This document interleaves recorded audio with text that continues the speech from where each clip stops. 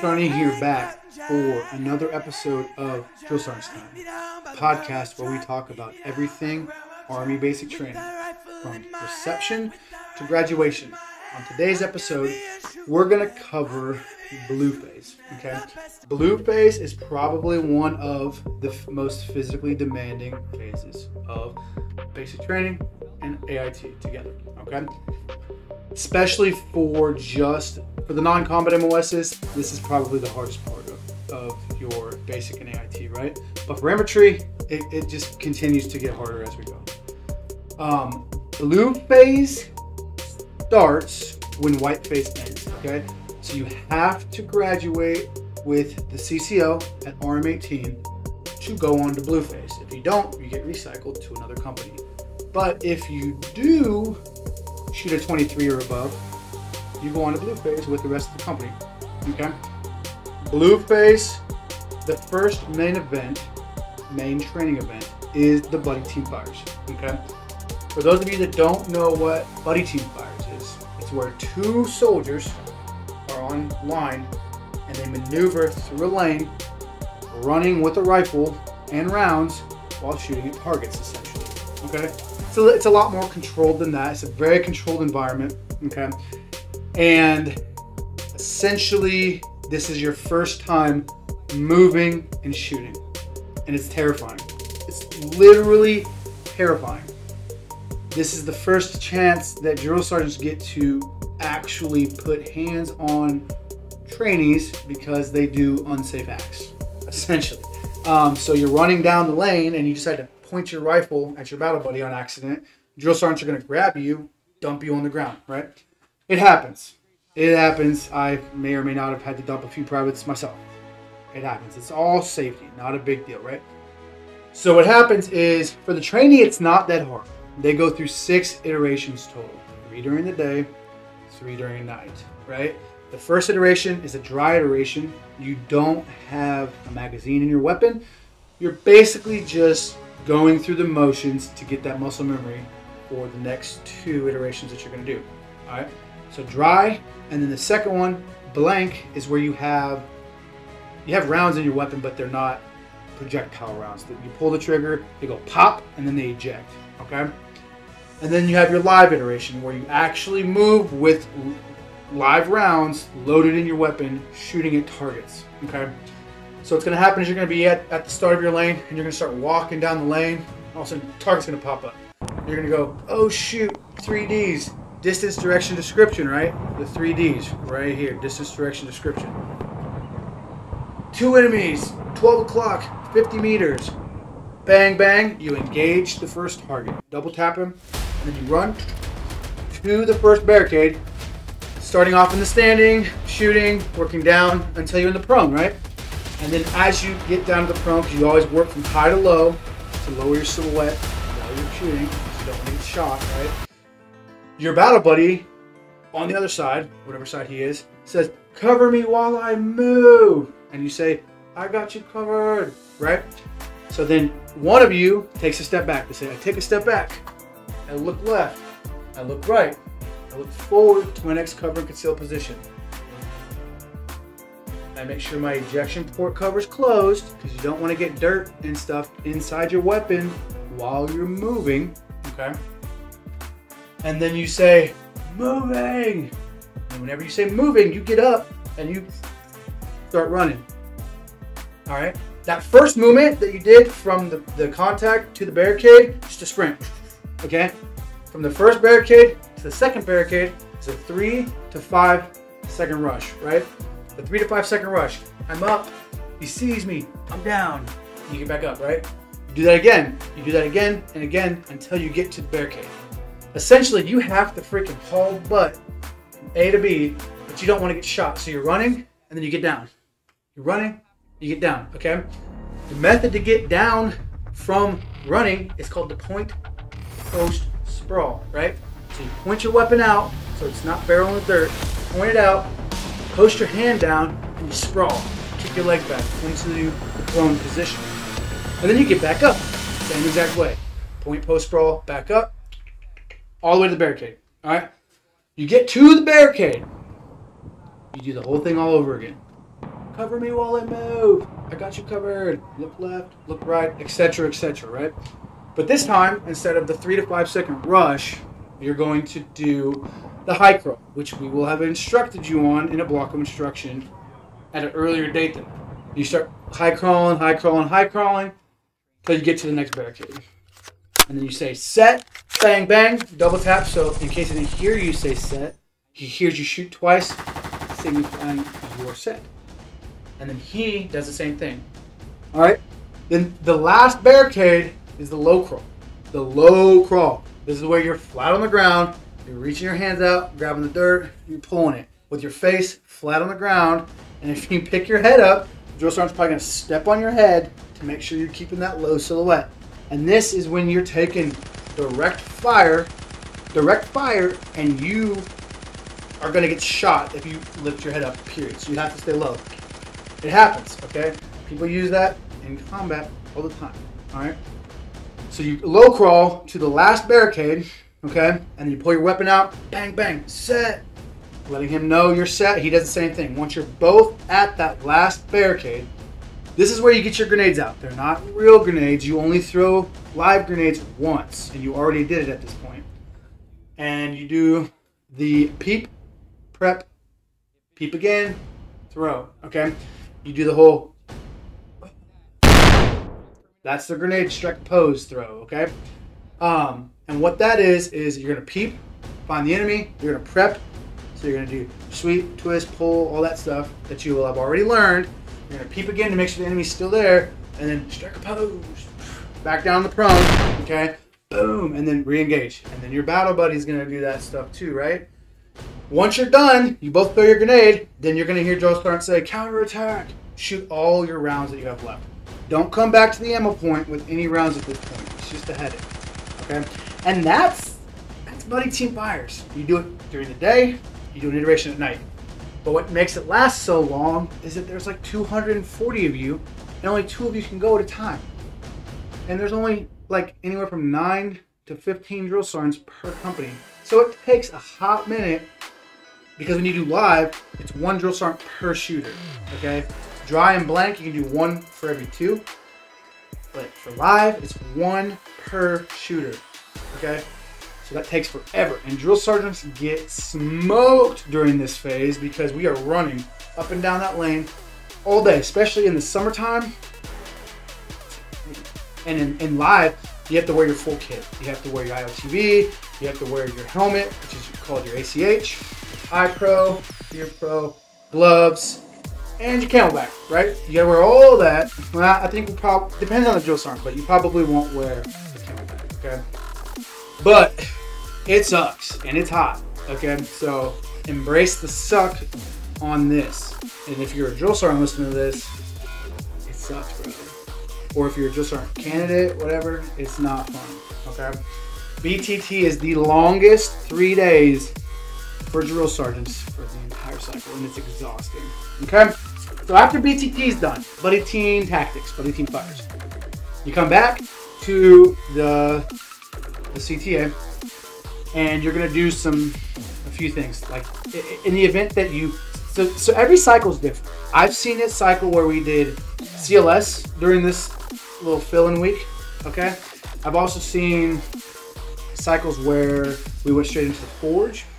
I've also seen cycles where we did combatives prior to the forge so that we could use combatives as like the very final event for the forge, okay?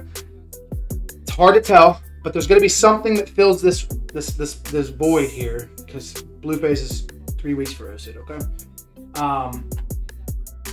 It's usually more of a chill week. I wouldn't say chill, I say that loosely. You're still gonna do PT in the morning. And it's, I don't know. I always like this week because combatives is one of my favorite weeks too, because I'm a master combatives instructor, so I love teaching combatives, right? But anyway, so you get through that week, whatever it may be, and then the last week is the forge. This is the last main event that you do before turning green. But before that, you do take an ACFT, okay? And for those of you that are just doing BCT, this is like your last full record ACFT that you have to pass to graduate and go on, okay? For the OSIT guys, like, Like you can, I don't want to say you can fail it because like I'm not trying to pitch failure, but you're not going to get recycled if you fail. At least when I was there, you weren't. You might be now. I came off the trail in December.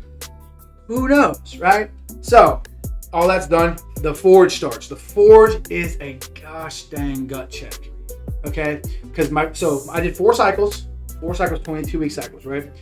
The first 2 cycles I did, each of those were over 40-mile rucks, like rucks total throughout the 3 to 4 days that you were out there, right? Typically three and a half, right? 40 plus miles. The furthest one was a 46-mile forge, and it was a smoke show. We walked everywhere. The last 2 cycles, we started having a lot of heat cats on Sand Hill, so they made it so they pulled back a lot. The 3rd cycle, I think we walked 20, it was either 23 or 27, I can't remember. And then the last cycle was only 17 miles. We transed everywhere. Pretty sure we had like hurricane weather happen during that time where we had to trans, and a couple events got canceled. So it's all depends. It's MET-TC, okay? I'll put a little thing over here for MET-TC for you. MET-TC. You don't need to know it, but you're gonna hear us say it. MET-TC. Mission essential.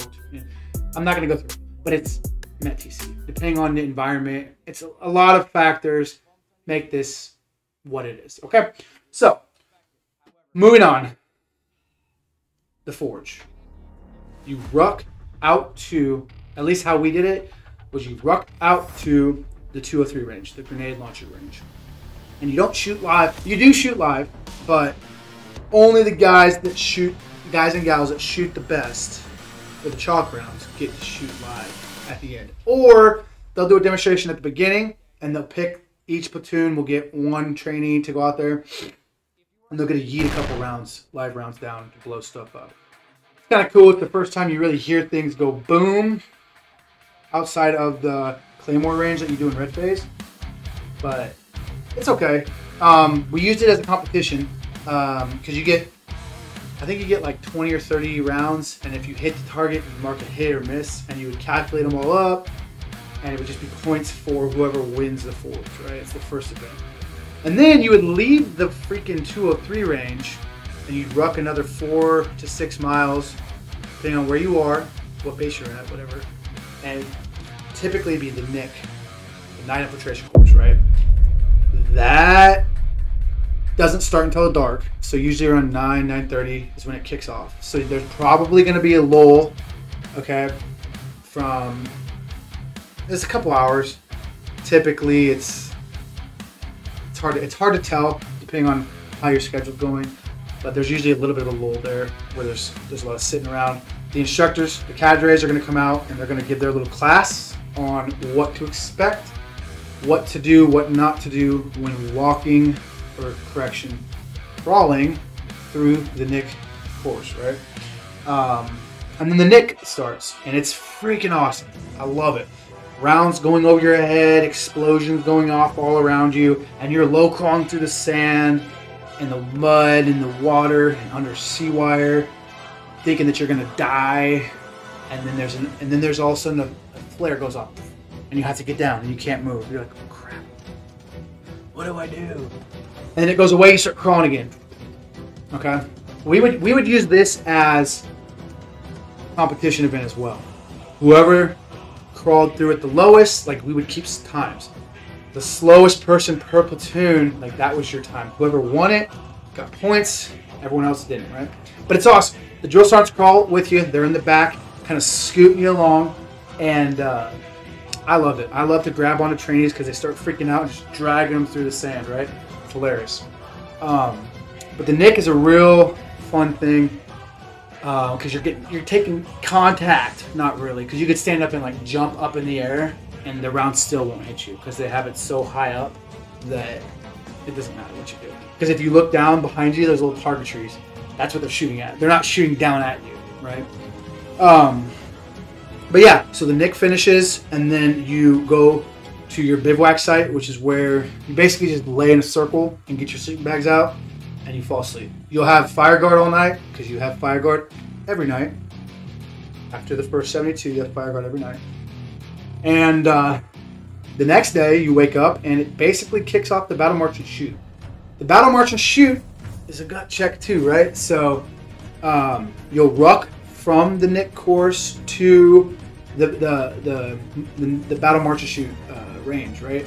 And it's a range that's got moving targets all the way up and down the range, right?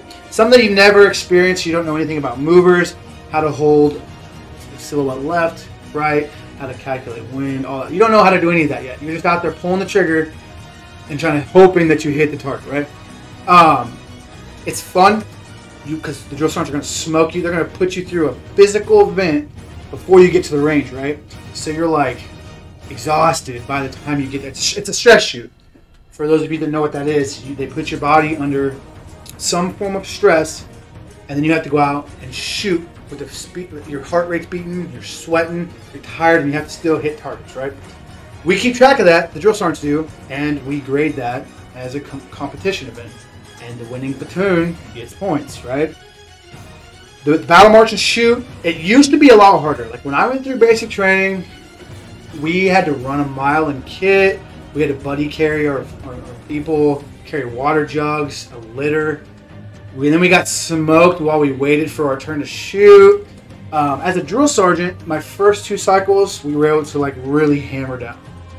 And we put them through an event where they had to like just get destroyed with water jugs. And then when they got to the actual gun line and they were waiting to shoot, we were having them do front back goes, the Y squat, push up, and they're in kit and it's hot and they're just like almost dying, like not dying, but like about to heat cap, which is what we wanted. It's supposed to be hard. The forge was supposed to suck for them, right? And it did. But my last 2 cycles, I keep saying my last 2 cycles were kind of watered down a little bit, just because a lot of things changed on Fort Benning with Tradoc, and a lot of people were going down for heat cats. And we were just trying to not have a lot of injuries, stuff like that. So we weren't really able to go as hard in the paint during the battle march and shoot, which kind of sucked, but it was still hard. We still made it suck for them, but it wasn't as hard as those first 2 cycles, which were really well. So the battle march and shoot finishes up. You ruck back to, it depends. I did different things every cycle. One cycle we did the Eagle Tower again, where we would ruck back. I think it's like 8 miles to the tower, and we do all the rappelling, and then you would ruck back out to the bivouac site, and that's where you'd stay. And then you would start your 10-mile ruck the next morning or that night at like 11 o'clock, basically. But they could do the tower, the confidence course, obstacle course, something along those lines, right? I forgot something. But after Nick was done, before we would bivouac, we would have a mass cal event. So they would start, like they're walking off to the bivouac site, and all of a sudden we start having them take incoming, bang, bang, bang. So for the next 30 to 45 minutes, we would have just mass chaos. Like, you're down, you blew off your leg, and then all these guys are picking each other up and freaking dragging them quarter mile, half mile up the road to the pickup site where the helicopter's coming. And as they're getting smoked, we're like, hey, what's the first five lines of the medevac? 9-line medevac. I'm going to put that right there. 9-line medevac right there. Okay? Know that. You don't have to know it now, but when you get to basic training, you need to know that. Okay? First 5 lines, get the bird off the ground. That's why we would ask them, like, hey, what's the first 5 lines of the medevac?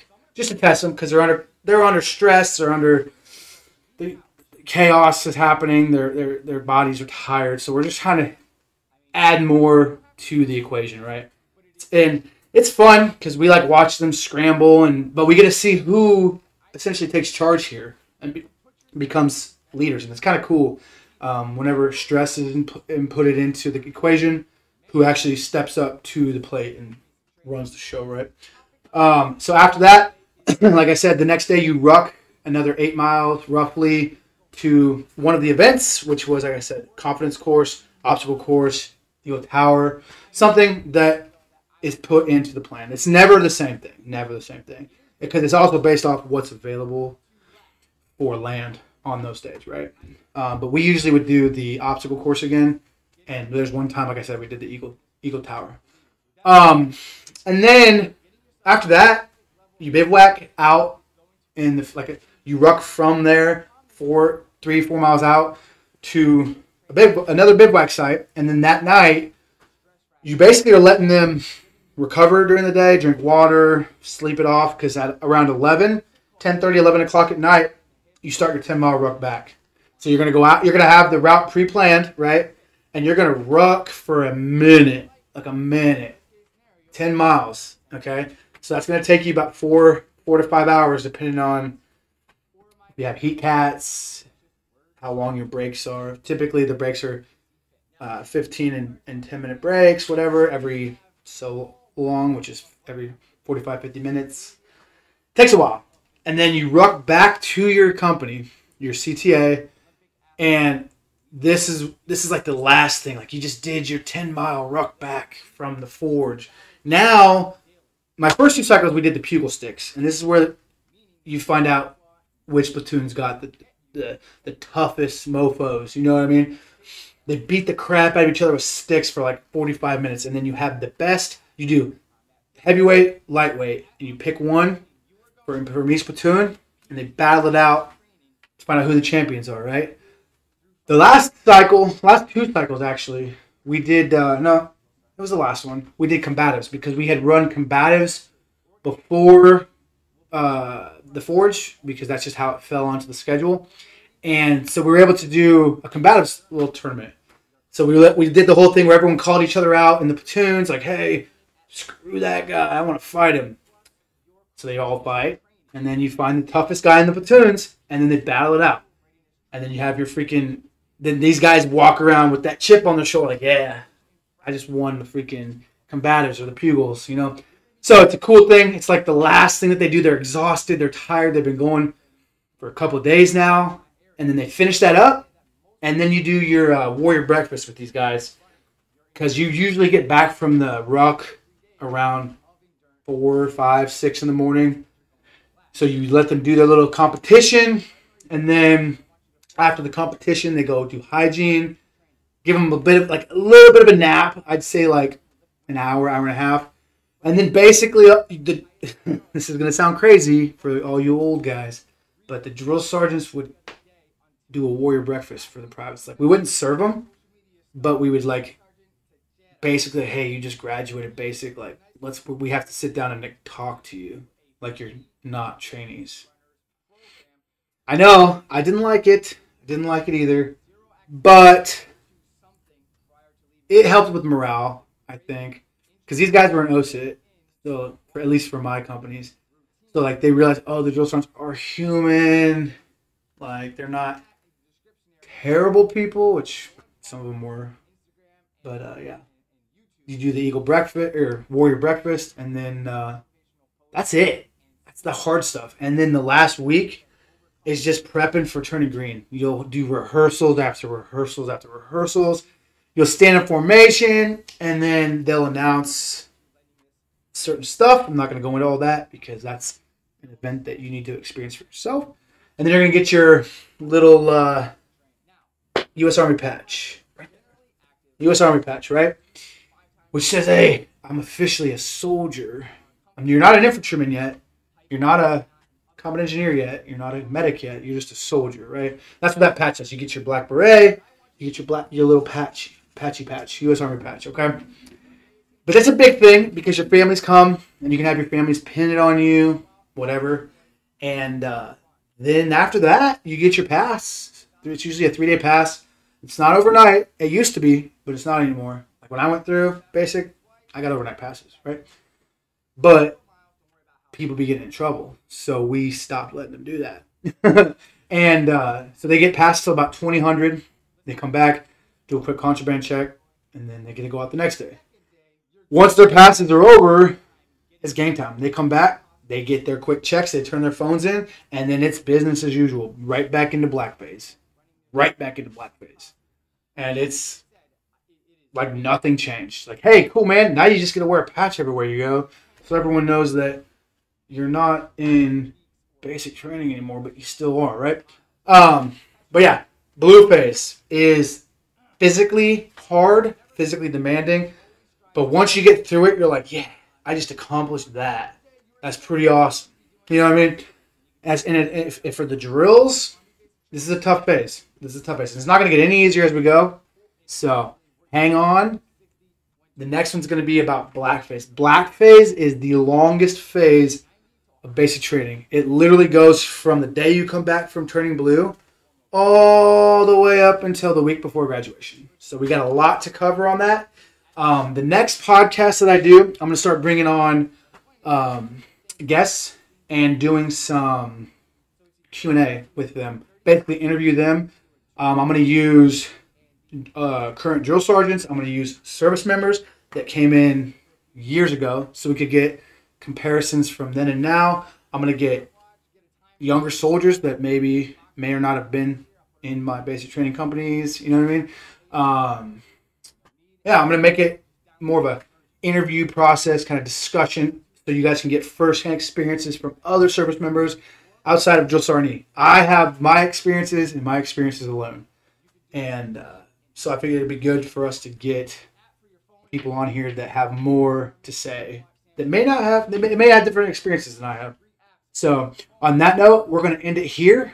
Stay tuned for Blackface. It'll be out, we'll say a couple weeks, because I'm going to go back and do some interviews with some soldiers about basic training. So stand by. And on that note, I'll see you on the next one.